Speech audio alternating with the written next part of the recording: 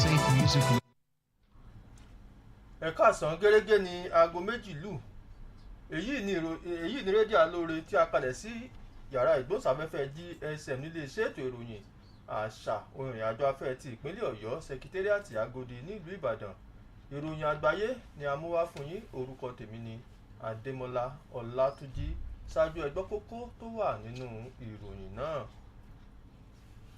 Igbákejì gómìnà ìpínlẹ̀ Ọ̀yọ́ fìdí rẹmi nílé ẹjọ́ látàrí ètò ìyọnikúrò nípò tó wà níwájú rẹ̀. Ìpapòdà ọ̀kan nínú ọmọ ilé ìgbìmọ̀ asòfin ìpínlẹ̀ Ọ̀yọ́ bá gómìnà Mákindé lẹ́jà fù ú. Àjọ Tescom ti sọ di mímọ̀ pé ètò àyẹ̀wò tó ń lọ lọ́wọ́ fún àwọn olùkọ́ tuntun tíjọba gbà síṣẹ́ kì í ṣe láti ṣàkóbá fún ẹ̀sìn kankan. Àrẹ́gbẹ́ṣọlá ṣe àbẹ̀wò sí ọgbà ẹ̀wọ̀n Kirikiri nílùú Èkó. Wàyí ò nílé òkèèrè, orílẹ̀-èdè Ukraine àti Russia yóò ṣe ìpàdé látàrí bí owó àwọn oúnjẹ oníyẹ̀fun oníkóró ṣe gbẹnu sókè nípasẹ̀ ìjà tó ń wáyé láàrin orílẹ̀-èdè méjèèjì. Báyìí ẹ gbọ́ ìròyìn lẹ́kùnrẹ́rẹ́.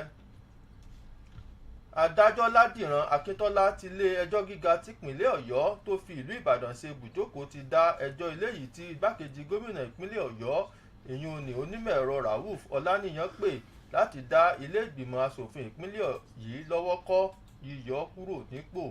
Nígbà tí ó ń gbé ìdájọ́ kalẹ̀ lónìí, ilé ẹjọ́ fìdí rẹ̀ múlẹ̀ pé ilé ìgbìmọ̀ asòfin ìpínlẹ̀ Ọ̀yọ́ kò kúrò lójú ọ̀nà rẹ̀ látàrí agbára tó ní lábẹ́ ìwé òfin ilé wa láti yọ bóyá gómìnà tàbí igbákejì rẹ̀ kúrò nípò. Gẹ́gẹ́ bí ilé ẹjọ́ ti ṣe lálàyé pé àwọn asòfin tẹ̀lé abala ìwé òfin ilé wa tó jẹ́ orí 212 tí a mọ̀ sí 188 tó wà fún ètò ìyọnikúrò nípò, tí ilé ẹjọ́ sì fún àwọn asòfin nílé ìgbìmọ̀ asòfin ìpínlẹ̀ Ọ̀yọ́ láàyè láti tẹ̀síwájú nínú ìgbésẹ̀ yíyọ igbákejì gómìnà kúrò nípò. Ní báyìí ná, ìròyìn tó ń tẹ̀ wá lọ́wọ́ ní yàjóyàjó fìdí rẹ̀ múlẹ̀ pé igbákejì gómìnà ìpínlẹ̀ Ọ̀yọ́ ti kọrí lọ sílé ẹjọ́ kòtẹ́milọ́rùn látàrí ìdájọ́ tó wáyé lónìí. Agbẹjọ́rò rẹ̀ ló fi ìròyìn náà léde ní yàjóyàjó bí a ṣe wọlé agodo náà ni o. Àníkà mú wá fún yín. Bákan náà, gómìnà ìpínlẹ̀ Ọ̀yọ́ onímọ̀ ẹ̀rọ Ṣèyí Mákindé ti ṣàpèjúwe ìpapòdà ọ̀kan nínú ọmọ ilé ìgbìmọ̀ asòfin ìpínlẹ̀ Ọ̀yọ́ tó ń ṣojú ẹkùn gúúsù ìlà oòrùn Ìbàdàn kejì, ọ̀nàrẹ́bù Adémọ́lá Olúṣẹ́gun Pópóọlá gẹ́gẹ́ bí èyí tó burú jáì. Gómìnà Mákindé ẹni tó ṣe lálàyé pé ìpapòdà ọ̀nàrẹ́bù Pópóọlá jẹ́ eléyìí tó dunni jọjọ tí ó sì jẹ́ àdánù ńlá fún ìpínlẹ̀ Ọ̀yọ́. Ó wá kẹ́dùn pẹ̀lú ẹgbẹ́ òṣèlú PDP èyí tí ó jẹ́ ẹgbẹ́ òṣèlú tí ọ̀nàrẹ́bù Pópóọlá ti jáwé olúborí sílé ìgbìmọ̀ asòfin ìpínlẹ̀ Ọ̀yọ́ ní ọdún 2019 tí ó sì tún gba tíkẹ́ẹ̀tì láti lọ fún ọdún mẹ́rin mìíràn ní ọdún 2023. Àtẹ̀jáde láti ọ̀dọ̀ amúgbálẹ́gbẹ̀ẹ́ pàtàkì fún gómìnà Mákindé lórí ètò ìwé ìròyìn Moses Alao ṣe lálàyé síwájú pé gómìnà Mákindé tún kẹ́dùn pẹ̀lú olórí ilé ìgbìmọ̀ asòfin ìpínlẹ̀ Ọ̀yọ́ ọ̀nàrẹ́bù Adébọ̀ Ògúndẹ̀yìn àti gbogbo àwọn ọmọ ilé ìgbìmọ̀ asòfin tìpínlẹ̀ Ọ̀yọ́ lápapọ̀, àwọn mẹ̀lẹ́bí rẹ̀ tó ń ti ẹkùn ìdìbò tó ń ṣojú nílé ìgbìmọ̀ asòfin kí ọlọ́jọ́ tó dé. Gómìnà Mákindé wá gbàdúrà pé kí Ọlọ́run ọba òkè kó tẹ́ ọ̀nàrẹ́bù Pópóọlá sí afẹ́fẹ́ rere, ẹni tí ó kó ipa ribiribi nílé ìgbìmọ̀ asòfin ìpínlẹ̀ Ọ̀yọ́ fún ìdàgbà ìpínlẹ̀ Ọ̀yọ́ lápapọ̀. Wàyí o, alága àjọ tó ń rí sí ọ̀rọ̀ nípa àwọn iléèwé girama nípínlẹ̀ Ọ̀yọ́ tí a mọ̀ sí Tescom, olùṣọ́ àgùntàn Akínadé Àlàmú ti sọ́yàyà pé ètò àyẹ̀wò tó ń lọ lọ́wọ́ fún àwọn olùkọ́ tuntun tíjọba ìpínlẹ̀ Ọ̀yọ́ ṣẹ̀ṣẹ̀ gbà sẹ́nu iṣẹ́ kì í ṣe láti ṣàkóbá fún ìjọ ẹlẹ́sìn kankan rárá o. Alága àjọ Tescom ẹni tí ó fèsì lé àtẹ̀jáde tó jẹyọ láti ọ̀dọ̀ ẹgbẹ́ Murik èyí tí ó tako bí ètò àyẹ̀wò àwọn olùkọ́ tuntun ọ̀hún ṣe wáyé lọ́jọ́ Ajé àti ọjọ́ Ìṣẹ́gun, níbi tí ó ti ṣe lálàyé pé ọjọ́ méjèèjì jẹ́ ọjọ́ ìsinmi lẹ́nu iṣẹ́ látàrí pọ̀pọ̀ṣìnṣìn ọdún iléyá, ṣùgbọ́n tí àjọ Tescom jẹ́ kó di mímọ̀ pé àwọn ọjọ́ méjèèjì ti wà nílẹ̀ fún ètò àyẹ̀wò náà síwájú kí ìjọba àpapọ̀ tó kéde rẹ̀ gẹ́gẹ́ bí ọjọ́ ìsinmi lẹ́nu iṣẹ́. Olùṣọ́àgùntàn Àlàmú ṣàfikún rẹ̀ pé ètò àyẹ̀wò ọ̀hún sì ń tẹ̀síwájú, eléyìí tí kò jẹ́ gbígbé kalẹ̀ láti dá ẹnikẹ́ni lóró, ṣùgbọ́n kó lè mú àtúntò tó yẹ bá èròǹgbà tíjọba ní lọ́kàn láti gba àwọn òṣìṣẹ́ ọ̀hún ṣiṣẹ́ nípínlẹ̀ Ọ̀yọ́ ni. Nínú ìròyìn mìíràn, àwọn òṣìṣẹ́ elétò ààbò nílẹ̀ Nàìjíríà ni àmọ̀ràn ti lọ sọ́dọ̀ wọn láti jẹ́ ojú lálápọ̀nfí sọ́rí lẹ́nu iṣẹ́ tí wọ́n yàn láàyò lójúnà kí ìwà ọ̀daràn àti ìgbésùmọ̀mí lè di ohun ìgbàgbé nílẹ̀ wa. Mínísítà fún ọ̀rọ̀ abẹ́lé Ọ̀gbẹ́ni Rauf Arẹ́gbẹ́ṣọlá ló ṣàlàyé èyí nígbà tí ó ṣe àbẹ̀wò àìláìròtẹ́lẹ̀ sí ọgbà ẹ̀wọ̀n Kirikiri tó wà ní Àpápá nílùú Èkó. Ọ̀gbẹ́ni Arẹ́gbẹ́ṣọlá ké sí àwọn alákòóso ọgbà ẹ̀wọ̀n atúnirọ̀ láti ṣàfikún akitiyan wọn lórí bí wọn yóò ṣe máa ṣe àkójọpọ̀ ìwádìí tí wọn yóò sì máa gbé ìgbésẹ̀ lórí àwọn kókó ọ̀rọ̀ tí wọ́n bá rí gbà lọ́wọ́ àwọn ará ìlú, èyí tí yóò sì mú òpin bá ìkọlù tó ń wáyé ní àwọn ọgbà ẹ̀wọ̀n wa gbogbo nílẹ̀ Nàìjíríà. Ó ṣàfikún rẹ̀ pé ilẹ̀ Nàìjíríà ti wà ní ìpele fífi ìdí ikọ̀ Boko Haram janlẹ̀ àti àwọn ìwà ọ̀daràn mìíràn, nítorí pé ọ̀pọ̀lọpọ̀ àwọn tó ń hu ìwà burúkú wọ̀nyí ni ọwọ́ ti tẹ̀ báyìí, pàápàá jùlọ ní ẹkùn ìlà oòrùn àríwá ilẹ̀ wa Nàìjíríà. Nílé òkèèrè, ìjọba ilẹ̀ Ukraine àti ilẹ̀ Russia ni wọn yóò ṣe ìpàdé nílùú Istanbul ní Turkey lórí bí oúnjẹ oníyẹ̀fun oníkóró tí a mọ̀ sí wheat àti àwọn oúnjẹ mìíràn ṣe gbówó lórí gègé báyìí látàrí ogun tó ń wáyé láàrin ilẹ̀ méjèèjì. Orílẹ̀-èdè Ukraine jẹ́ ọ̀kan gbòógì nínú àwọn orílẹ̀-èdè àgbáyé tó ń fi onírúurú oúnjẹ ìyẹ̀fun oníkóró ṣọwọ́ sí àwọn orílẹ̀-èdè yòókù, ṣùgbọ́n tí ọkọ̀ ojú omi ti dúró wá pé látàrí bí àwọn awakọ̀ ṣe kọ̀ jálẹ̀ láti kọjá lọ sí ìlú Kiev. Ilẹ̀ Turkey tó ń ṣe akitiyan láti ṣòwò àwọn oúnjẹ oníyẹ̀fun oníkóró ọ̀hún ni yóò gbàlejò ìpàdé náà, èyí tí àwọn aṣojú láti àjọ ìṣọ̀kan àgbáyé náà yóò kópa níbẹ̀ pẹ̀lú. Báyìí ni a mú ìròyìn àgbáyé tí ọ̀sán yìí wá sí òpin, ṣùgbọ́n kí n tó máa lọ ẹ jẹ́ ká tó gbọ́ àwọn kókó tó súyọ nínú ìròyìn ọ̀hún. Àmúwá fún yín pé igbákejì gómìnà ìpínlẹ̀ Ọ̀yọ́ fìdírẹmi nílé ẹjọ́ látàrí ètò ìyọnikúrò tó wà níwájú rẹ̀, ṣùgbọ́n tí a tún rí gbọ́ wípé igbákejì gómìnà ìpínlẹ̀ Ọ̀yọ́ náà wọ́n tún ti ṣe kíni, wọ́n ti kọjá lọ sí ilé ẹjọ́ kòtẹ́milọ́rùn báyìí láti lọ pe ẹjọ́ tuntun mìíràn. Ìpapòdà ọ̀kan nínú àwọn ọmọ ilé ìgbìmọ̀ asòfin ìpínlẹ̀ Ọ̀yọ́ bá gómìnà Mákindé lẹ́jà fún.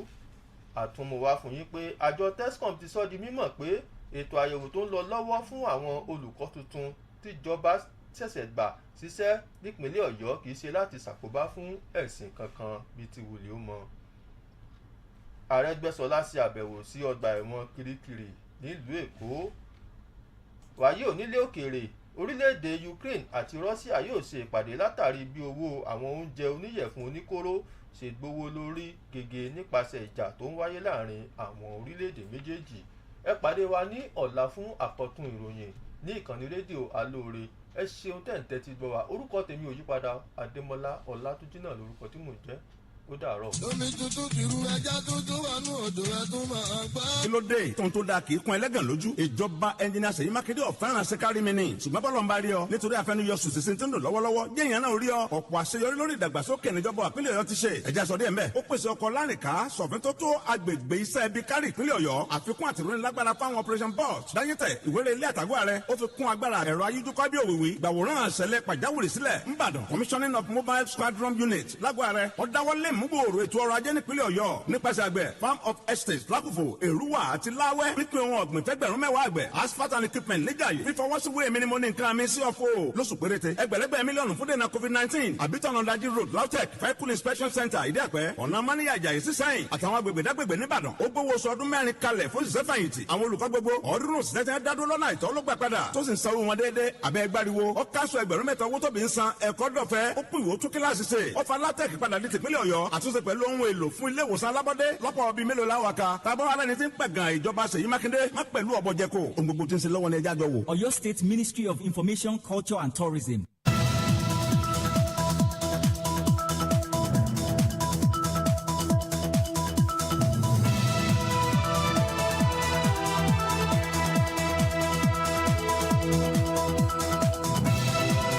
SafeMusicList.com.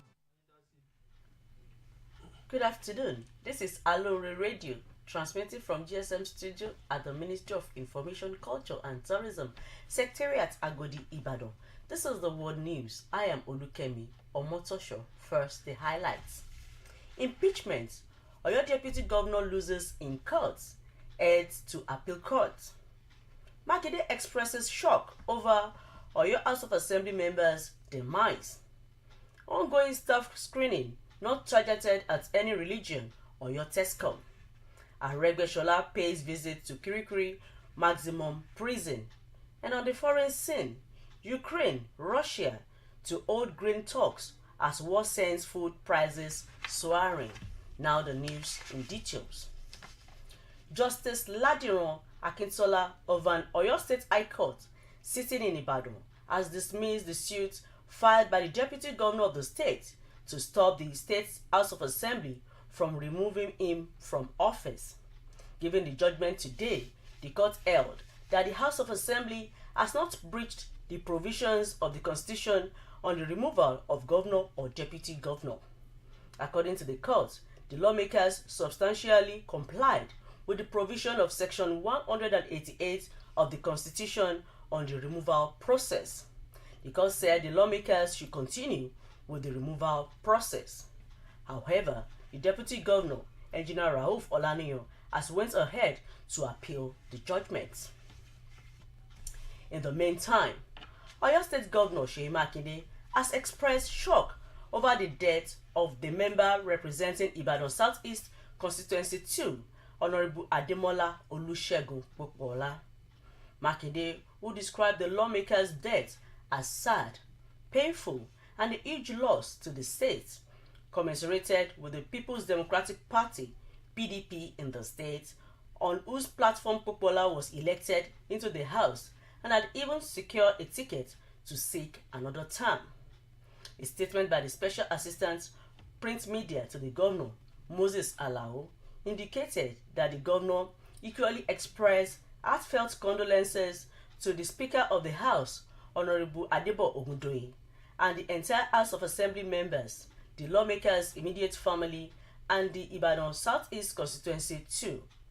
He prayed to God to grant repose to the soul of the late Assembly member, who he said contributed his best efforts in the House towards the overall development of Oyo State. In another development, Chairman of the Oyo State Post-Primary Teaching Service Commission, TESCOM, Pastor Akinade Alamu, has declared that the ongoing data capturing of the newly recruited teachers in the state is not targeted at any religion whatsoever. The TESCOM chairman, who was reacting to a statement by the Muslim rights concern, Murik, which objected to the decision to hold the exercise on Monday and Tuesday on the grounds that the 2 days had been set aside for Eid al-Kabir holiday, said that the exercise had been fixed long before the holiday was announced. He also stated that the exercise is an ongoing process which is not meant to punish anyone. He added that the exercise is aimed at further entrenching transparency and accountability in the recruitment procedures embarked upon by the state government so far. Still on the news, officials and men of the Nigerian security forces and paramilitary agencies in the country have been advised to remain vigilant and continually remain on the watch to be able to defeat criminal elements terrorizing the country. Minister of Interior Ogbeni Rauf Aregbesola stated this when he paid a surprise visit to the Kirikiri Maximum and Medium Security Custodial Centers in Kirikiri, Apapa, Lagos State. On the part of the Nigerian Correctional Service, the minister directed that the management of the service should improve its efforts on intelligence gathering and acting on such information gathered, saying it is the panacea to solving the problems of incessant custodial center attacks. The minister further stated that the country is on the path to totally defeating Boko Haram terrorists and other criminals ravaging the country, stating that many of them have been arrested, especially the northeast. On the foreign scene, Russian and Ukrainian officials were to hold talks in Istanbul over stalled grain deliveries that have pushed global food prices skywards, while Kyiv said it has destroyed a Russian arms depot as the war rages on. Ukraine is one of the world's biggest exporter of wheat and other grain, but shipments have been blocked by both Russian warships and mines that Kyiv has laid across the Black Sea. Turkey, which has spearheaded efforts to resume the essential grain trade, will host the talks, which will also be attended by an UN delegation. To end the world news, once again, the highlights. Impeachment. Oyo deputy governor loses in court, heads to appeal court. And we also brought to you Makinde expresses shock over Oyo House of Assembly members' demise. Ongoing staff screening not targeted at any religion, Oyo Tescom. Aregbesola pays visit to Kirikiri maximum prison. And on the foreign scene, Ukraine, Russia to hold grain talks as war sends food prices soaring. Join us on our social media pages. At Facebook is at Aloore Radio, YouTube at Aloore Radio. Our studio line is 09039853731, 09039853731. I am Olukemi Omotosho. Thanks for listening and have a good day.